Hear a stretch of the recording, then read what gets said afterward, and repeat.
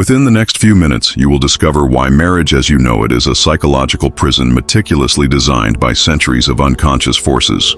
Freud called this the return of the repressed, where society's demands twist our deepest instincts into chains. And by the end of the series, you will see love, commitment, and even your own desires in a way that will make you question everything. Marriage is sold to us as the ultimate act of free will, a sacred union, a choice made out of love. But what if I told you that your decision to marry was never truly yours? That from the moment you were born, invisible strings were pulling you toward the altar, weaving through your childhood fantasies, your cultural conditioning, and even your deepest, most repressed fears.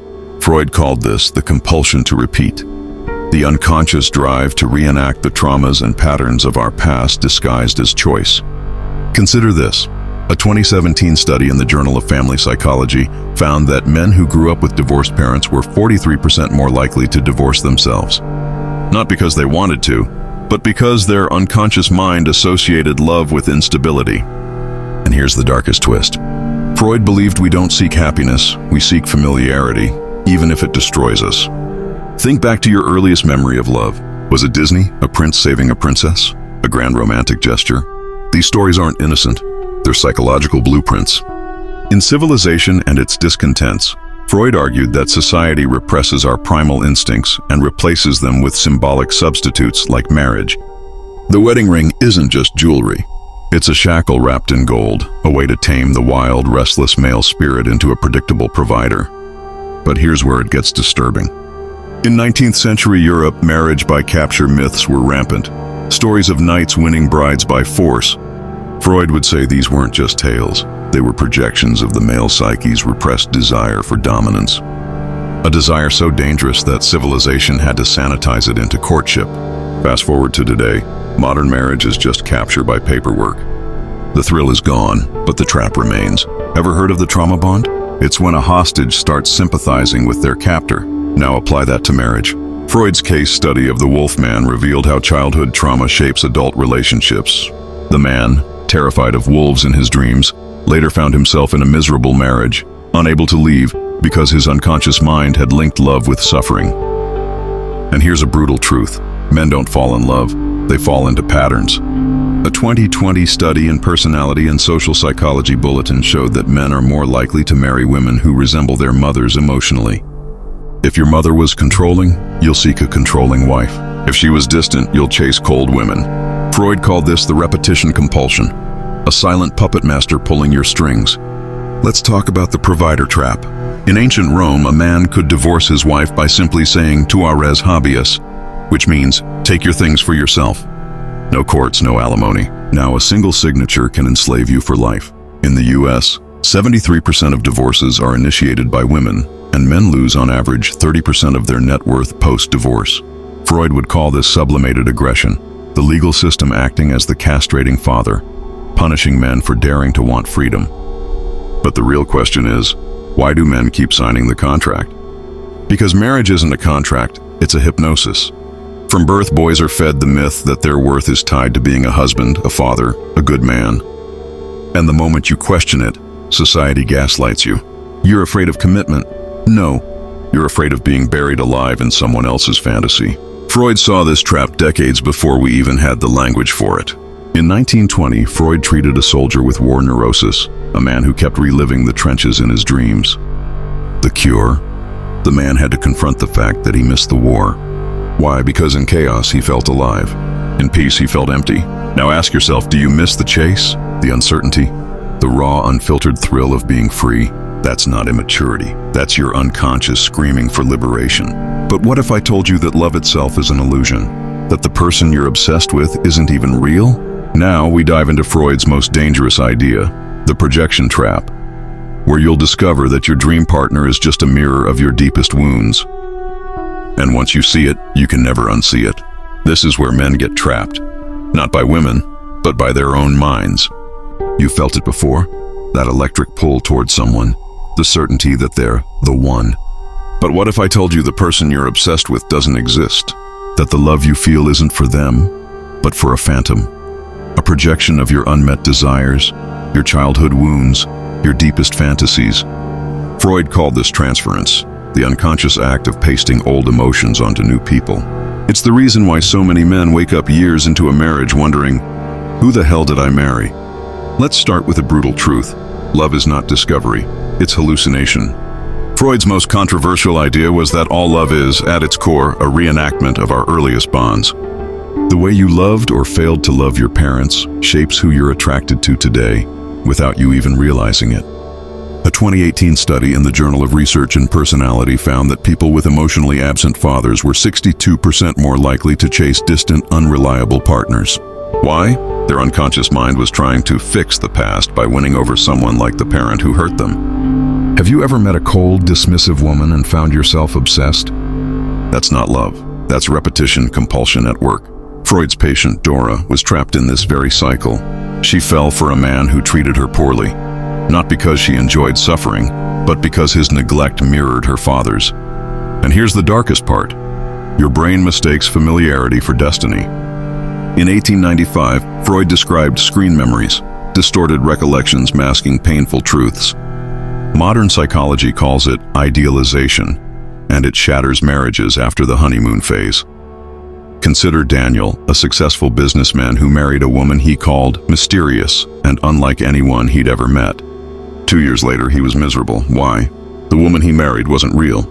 She was a projection, a blank canvas where he painted fantasies of passion and adventure. When the illusion broke, he wasn't left with a flawed human. He was left with the horror of his own imagination. This isn't rare.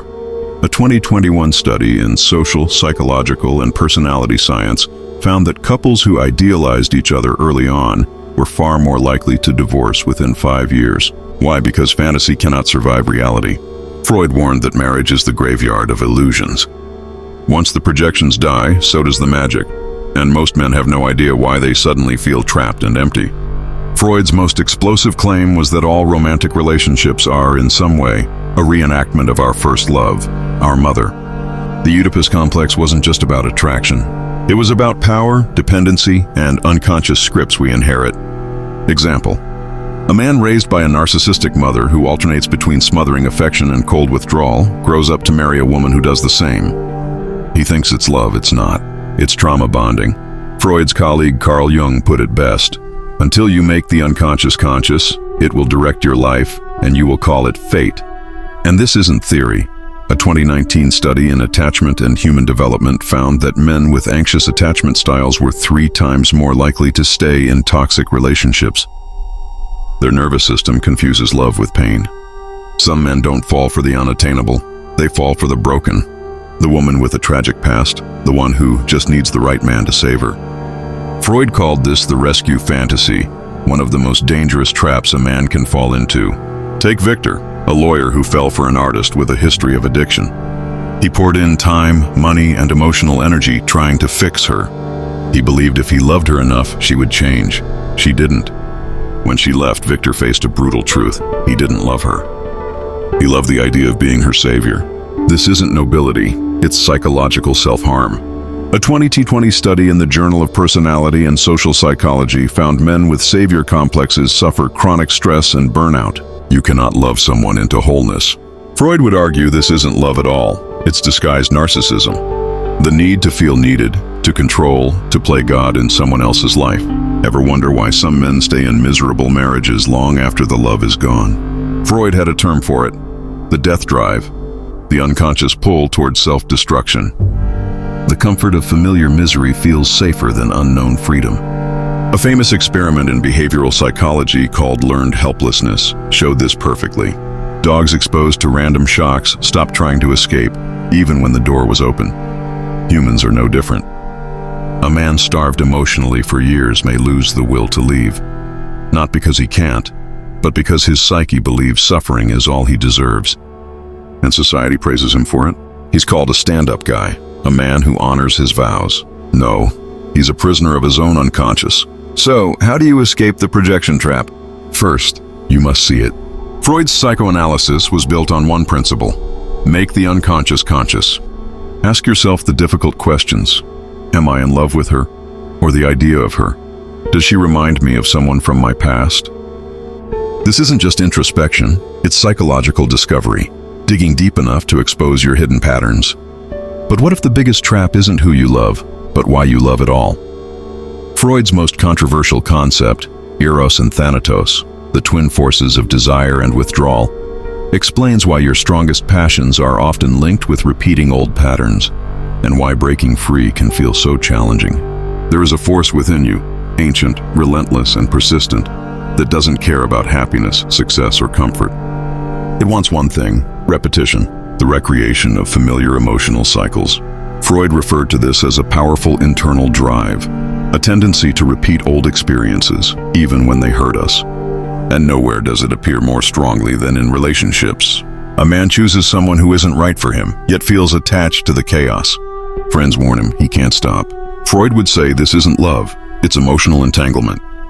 A wealthy businessman, happily married to a kind woman, became fascinated by someone who treated him with indifference. He spent fortunes, damaged his reputation, knowing there was no real future there. Why? Because certain emotional patterns seek familiarity, not fulfillment. Modern neuroscience supports this. A 2021 study in Nature Human Behavior found that the brains of people in unstable relationships show activity patterns similar to those seen during strong emotional withdrawal. The discomfort isn't a mistake, it's part of the cycle. Society often romanticizes this as passion or star-crossed love, but Freud saw it as a deeper psychological loop. Marriage, he argued, became civilization's way of channeling raw energy into stability, responsibility, and structure. But here's the important part. Modern marriage laws didn't just evolve naturally, they were designed. A system presented as love, but often structured around control. Freud observed this tension clearly. Civilization demands the sacrifice of certain instincts. To navigate this, you must become aware, build financial independence, understand the legal framework. Don't follow society's script blindly. Marriage shouldn't be a trap. It should be a choice, entered with awareness. But the challenges go beyond culture or law. They are rooted in biology. Evolution wired humans to seek novelty and connection, yet society asks us to commit to one partner for life. Freud believed this creates psychic tension, fueling stress and dissatisfaction. The longer this tension builds, the more it can lead to resentment, secrecy, and emotional distance, even in marriages that appear perfect from the outside. Modern neuroscience confirms this. A 2022 Nature Neuroscience study showed that dopamine, the brain's reward chemical, spikes during early romance, but decreases significantly over long-term commitment. For many, this creates a biological paradox, craving excitement yet living within routine. Freud warned this can lead to inner fragmentation, where the conscious mind plays the role of dutiful partner, while the subconscious seeks freedom and novelty. This conflict often leads to self-sabotaging behaviors. Some people provoke arguments, disconnect emotionally, or make impulsive choices not from malice, but because the mind resists feeling trapped. Freud described this as the return of the repressed. The parts of ourselves we suppress eventually resurface in unexpected and disruptive ways.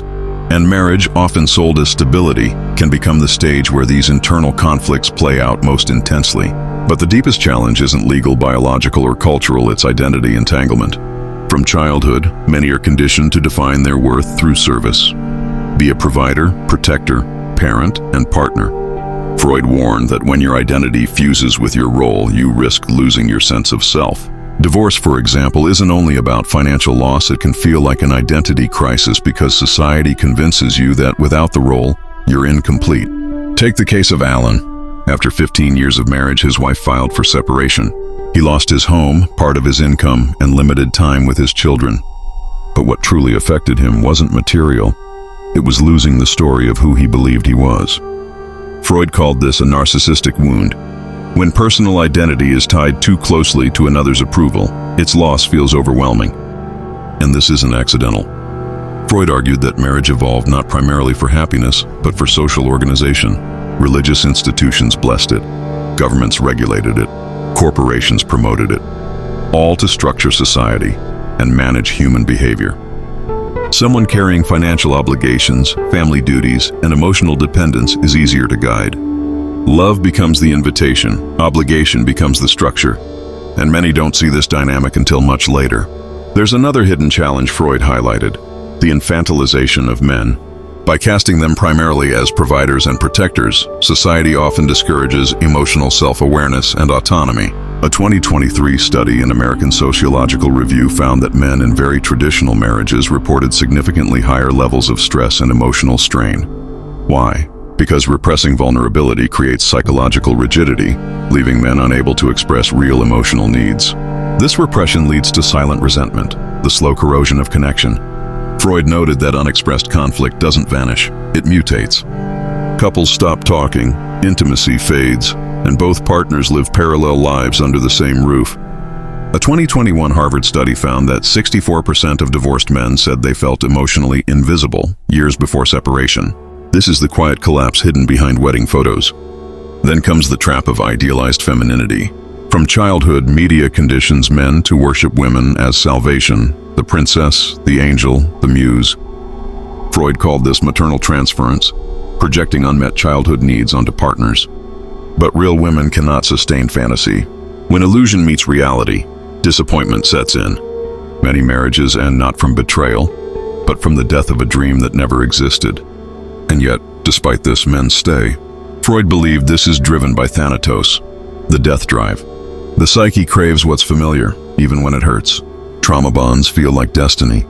A 2020 study in attachment and human development showed that men with childhood neglect were twice as likely to remain in emotionally abusive marriages. They're not trapped by love, they're trapped by memory. There's also the financial harness. Marriage law incentivizes dependence.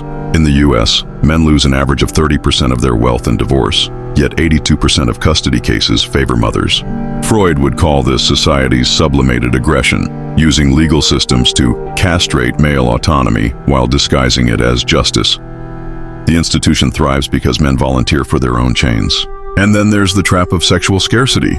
Studies show marital frequency drops sharply after the first few years, particularly for men. Freud argued that suppressing primal drives without conscious integration creates neuroses, guilt, frustration, even hostility toward partners. Many men live in quiet deprivation, shamed for wanting more while punished for seeking it elsewhere. The cycle fuels resentment and secrecy. So why don't men resist? Because society weaponizes shame. Questioning marriage labels you immature, selfish, or afraid of commitment. Freud noted that guilt is civilization's greatest tool for control. From religious sermons to Hollywood scripts, men are conditioned to equate freedom with failure. You're not resisting marriage, you're resisting being labeled defective in a system designed to consume you. But here's the paradox. Freud didn't oppose love. He warned against unconscious love, where desire masks compulsion and commitment becomes self-erasure. Conscious relationships require brutal self-awareness, knowing your patterns, wounds, and triggers before surrendering freedom. Without this, marriage becomes psychological quicksand, pulling you deeper into the cycles you swore you'd escape. Awareness isn't cynicism, it's liberation. Freud's dark warning echoes louder today than ever before. Marriage isn't inherently a trap, but walking into it blindly is. The strings pulling your choices are older than you, woven from childhood wounds, cultural myths, and unconscious drives. See them, name them, cut them. Love should be freedom, not hypnosis. In the war between desire and control, your only weapon is awareness. Choose wisely. But there's one more trap Freud hinted at, the myth of soulmate destiny. Modern culture sells marriage as the final key to fulfillment, yet this illusion binds millions to misery. Freud believed the unconscious seeks familiarity, not happiness. You don't marry who's best for you. You marry who feels like home, and that's Freud's ultimate warning.